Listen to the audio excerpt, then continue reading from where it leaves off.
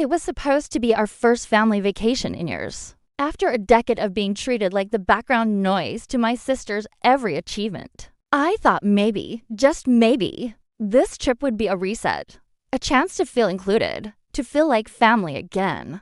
I was wrong. We were at the airport, the terminal buzzing with chatter, children dragging roller bags twice their size, and announcements echoing from above. I clutched my small backpack, the one I had packed carefully with everything I thought I'd need for a beach getaway. My parents walked ahead, my mother talking excitedly about the spa reservations, my dad fiddling with the travel app on his phone. And then there was Emma, my older sister, the golden child. She strolled like she owned the place, rolling her Louis Vuitton luggage behind her, sipping an iced caramel latte. She didn't speak to me, not until we got to the check-in desk. That's when everything collapsed. Reservation under the name Monroe, my father said with a confident smile. The desk attendant nodded, tapped away, and then handed over a ticket. One, a first-class ticket. And the others? I asked hesitantly. My mother didn't look at me. Emma took her boarding pass with a smirk and winked at the attendant. My dad sighed, pulling me aside. Listen, Ava, he said, avoiding eye contact. There's been a slight change of plans. Slight? He exhaled, annoyed I had even questioned it. There wasn't enough room in the budget. He said, Emma's been under so much stress lately. She deserves this. You understand, right? You're an adult. I stood frozen. What about me? You said we were all going. I packed. I took leave from work. Well, you're always saying how independent you are. My mom interrupted coldly. Figure it out. We're not holding your hand. They shoved a folded piece of paper into my palm. It was 3 wrinkled dollar bills.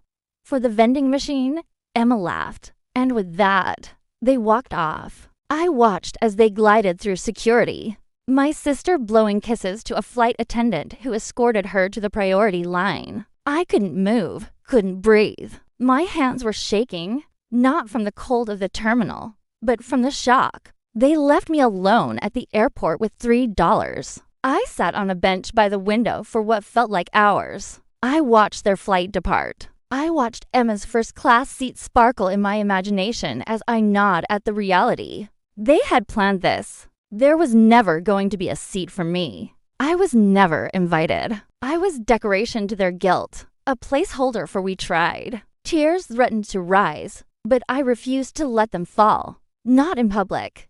Not for them. So I opened my phone. I didn't call them. I called myself back. I opened every app, every account, every number I had built in silence for the past 6 years. The freelance work, the startup consultations, the airline I had helped launch through back-end systems. No one in my family knew I had equity in one of the fastest growing private air charter companies in the country. They called me a disappointment, a nobody, a girl who never made it. But they never asked what I was really doing when I missed Thanksgiving dinners or skipped Emma's engagement party. That night, as they landed in the Maldives and shared champagne selfies on Instagram, I booked a different flight, one with a view from the executive seat, not just first class. I flew not as a passenger, but as an owner, and I wasn't going to let them see it coming. The flight I boarded wasn't through a commercial gate. I didn't walk with the usual crowd, dragging luggage and battling boarding announcements. I was escorted through a private entrance, past a quiet lounge where sparkling water was offered in crystal glasses and into a sleek black SUV that rolled me straight onto the tarmac. The aircraft was smaller, sleeker, quieter, but every inch of it whispered one thing: power. The crew greeted me not like a passenger, but like someone they had been briefed on. Miss Monroe, it's an honor to finally have you on board. They didn't know my parents had just called me ungrateful, useless, and a burden. They only knew me as one of the silent partners in the airline's technological rise, the architect of the automation that now powered their global bookings, the invisible investor with a controlling share and a photographic memory. As I sipped on imported pear juice and stared at the cloudscape through glass that didn't fog, I pulled up the picture Emma had posted on her Instagram just 2 hours earlier. She and my parents clinked champagne glasses in a cabana, tagged hashtag family goals and hashtag first class only. I stared at their grins, at the caption. We left the baggage behind. I saved the post not out of hurt, but out of preparation. Because the thing about revenge is it's never loud at first. It brews in silence, in smiles, in silk dresses, and well-timed emails. And I had just drafted one. The next morning, I landed in Doha, not because I wanted to vacation, but because I had a meeting scheduled with one of the airline's private jet clients, a royal family contact that Emma would sell her soul to shake hands with. I wore a tailored white dress, elegant heels, and diamond earrings. Not flashy, just sharp enough to be noticed. The meeting wasn't business. It was strategy. Are you ready to take full control? The Sheikh's advisor asked. I nodded. It's time. By noon, I had filed the paperwork to change the operating name of the parent airline, one that ran over 20 private jets, some of which Emma had casually mentioned in her future honeymoon goals posts. I changed the booking approval system to require direct authorization from me. Back home, my parents had no idea what was coming. They thought I'd crawled back to my dusty apartment. In fact, my dad left a voicemail a few days later. You better not cause drama. Emma's wedding is next week.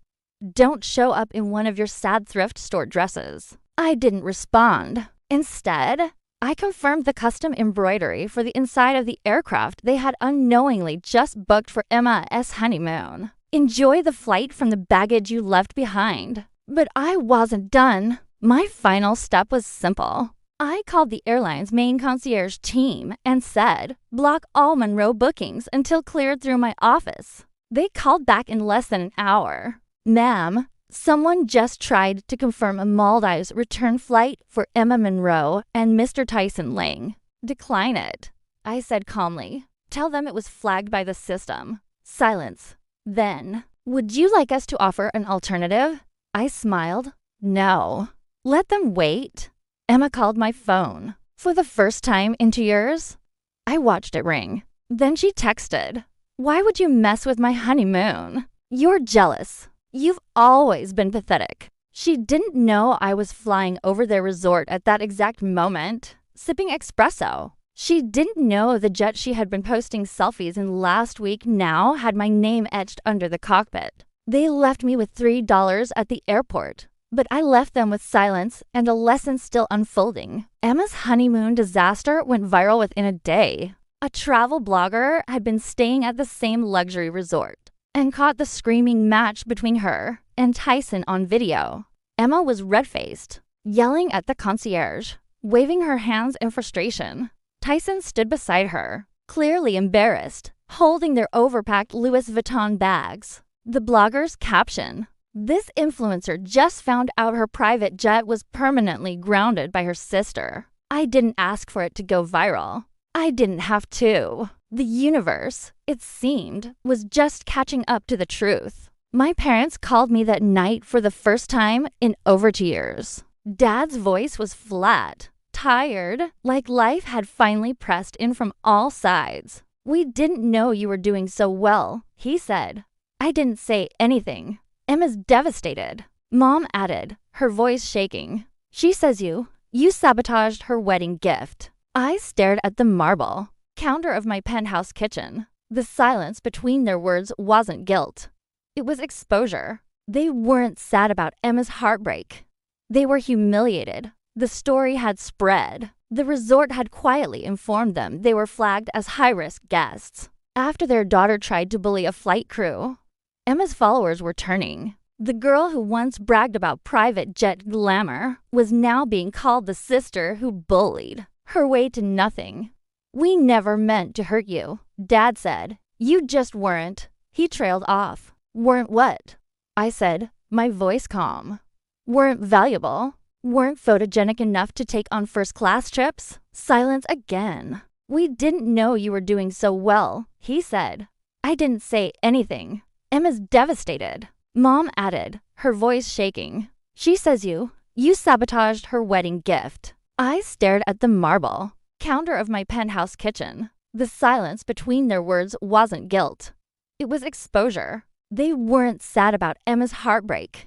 They were humiliated. The story had spread. The resort had quietly informed them they were flagged as high-risk guests. After their daughter tried to bully a flight crew, Emma's followers were turning. The girl who once bragged about private jet glamour was now being called the sister, who bullied her way to nothing. "We never meant to hurt you," Dad said. "You just weren't." He trailed off. "Weren't what?" I said, my voice calm. "Weren't valuable? Weren't photogenic enough to take on first-class trips?" Silence again. "We thought if we pushed you, you'd finally become something," Mom muttered. I took a deep breath. "I did become something," I said. "Just not for you." Then I hung up. The next day, I attended a gala in New York hosted by the very airline my family once mocked me for flying coach on. I was awarded for my innovation in aviation logistics. My name was printed on the invitation, etched into the glass trophies, and whispered across champagne tables by people in suits my parents couldn't afford to rent. But that wasn't the moment I knew I'd truly won. That came later at Emma's bridal shower redo. Weeks later, my parents tried to patch things up by hosting her a smaller celebration dinner at their home. They invited extended family, old neighbors, even the florist Emma used to babysit for. Everyone came. So did I, but not alone. I walked in beside my husband, the real reason I had been flying private, the silent billionaire behind 3 aviation tech companies, the same man they had once called a rebound fling. When I met him after my startup's first IPO, they hadn't cared to learn his name. They learned it now. He kissed my hand, pulled out my chair, and when my father tried to crack a joke about how we never knew you had it in you, my husband smiled and said, "That's okay. She never needed your permission." The room went dead silent. Then, right before dessert, I made a toast to family, I said, raising my glass. The kind that leaves you stranded with $3 and teaches you how to build an empire from it. My mother choked on her wine.